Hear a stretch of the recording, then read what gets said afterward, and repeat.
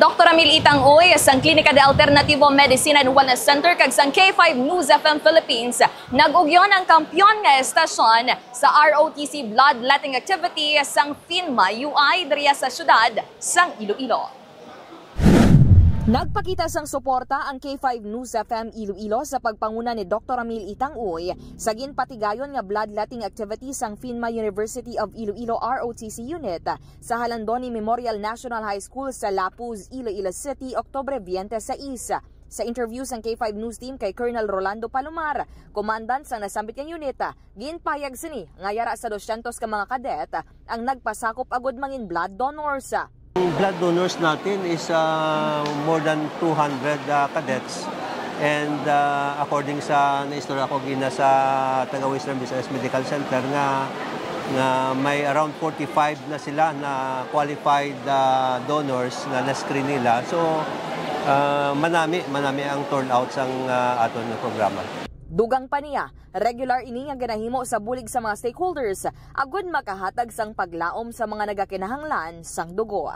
Ginkalipay man sini ang ginpakita nga volunteerism sa mga first year students sang nasambit nga universidad. Naghatag naman sang libre nga pamahaw, lakip na ang healthy coffee sang Klinika de Alternativo Medicina and Wellness Center ni Dr. Amil Itang Uy nga DTX Coffee Mix ang news team.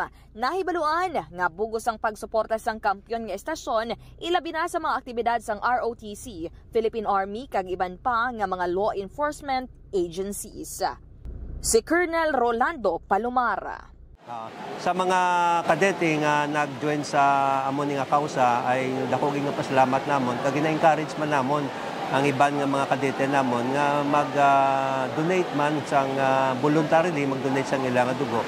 Kag hindi ini magiging successful na activity kung hindi man sa aton nga mga sponsors, partners, agencies or organization nga nagbulig man nga maghatag sang ilang suporta pinagi sa mga pagkaon na kinahanglanon sa aton nga mga kadete.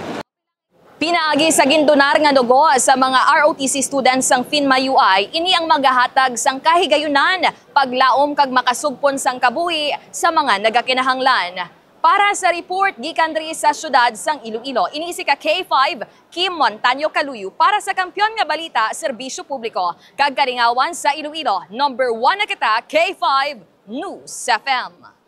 This news is brought to you by... Are you experiencing body weakness? Do you have delayed wound healing? Do you feel hungry all the time? You may have diabetes. A powerful duo to help diabetic. Natural way of lowering blood sugar level. Clinica DTX 500 is a powerful duo that combines of ampalaya extract and the sugarcane extract. Clinica DTX 500 stimulates the production of insulin, enhance conversion to energy.